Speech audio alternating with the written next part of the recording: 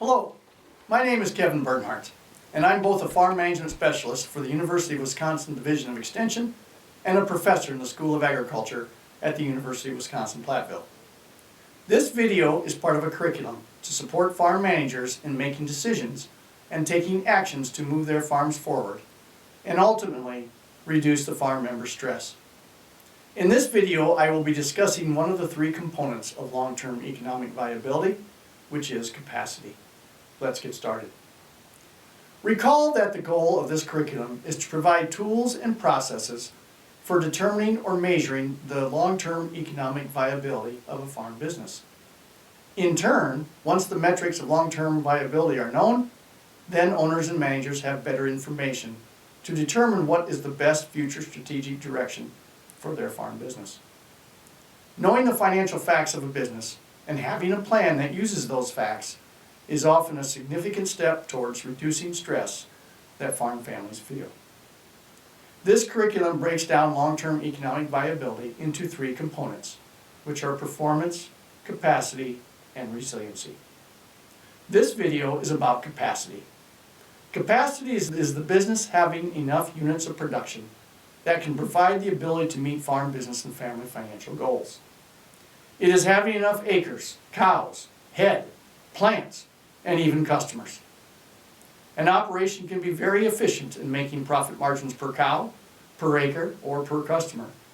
However, if there are not enough cows, acres, or customers to earn that profit margin on, then the total profits generated may not be enough. The explanation of capacity is centered in the profit equation. In its simplest form, profits are total revenues minus total cost of production. Take it a step further, and total revenues are the units produced for sale multiplied by the sales price. Thus, for total profits to improve, one of the following must happen. Units produced must increase if prices and costs stay the same. Price per unit must increase if all else stays the same. Cost of production must decrease, or some combination of the three. For the sake of argument, assume costs stay the same. Thus, in this case, profits now would only increase with producing more or getting a higher price or both. Hold that thought while another concept is illustrated. Agriculture, particularly commodity agriculture, is close to the economist's concept of a perfectly competitive market, where farm owners are price takers. There is a lot of economic definition behind this concept, but the important points are that first, farmers cannot set the price they want. Rather, they are stuck with whatever the market provides. True, they can pre-price their products through contracting, hedging, etc. But the ultimate market price is not something they can do anything about. Secondly, market forces continuously push prices to long-term equilibrium. Graphs of real milk and corn prices, where the word real means prices were adjusted for inflation, show what we already know, and that is prices can swing up or down quickly.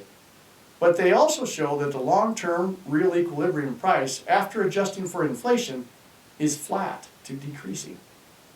This means that the buying power of a bushel of corn or 100 weight of milk is on average eroding over time.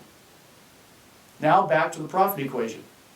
Recall that if costs of production are assumed for the moment to be constant, then we know profits can only change if units sold or price per unit changes. We just established that the long-run equilibrium price for two commodities at least, milk and corn, is flat to decreasing.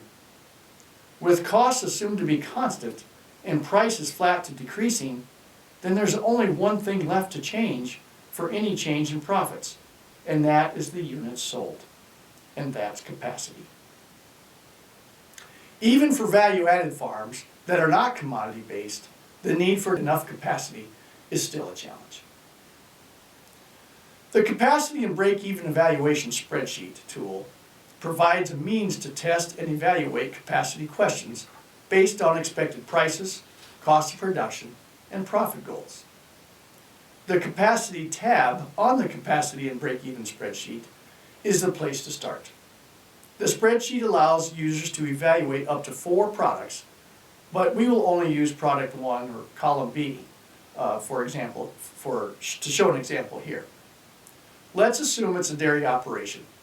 Thus, the name of the product, row 4 in the spreadsheet, is milk. Sales units, row 5 in the spreadsheet, is hundredweight or CWT. Production unit is cows.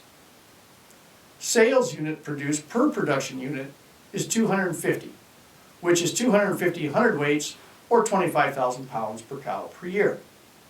And the profit goal, which goes in row 8 of the spreadsheet, is $50,000 for this example.